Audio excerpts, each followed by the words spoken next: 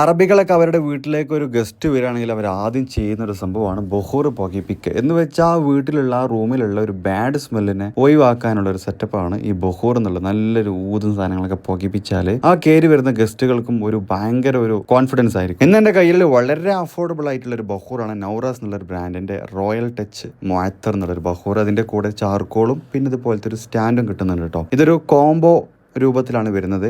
പ്രൈസും കാര്യങ്ങളൊക്കെ താഴെ കൊടുക്കുന്നുണ്ട്. ജസ്റ്റ് ഒരു ചാർക്കോൾ എടുക്കുക, അത് കത്തിക്കുക, ശേഷം അതിൻ്റെ മുകളിൽ ചെറിയൊരു പീസ് എടുത്തിട്ട് അതിൻ്റെ മുകളിൽ വെക്കുക.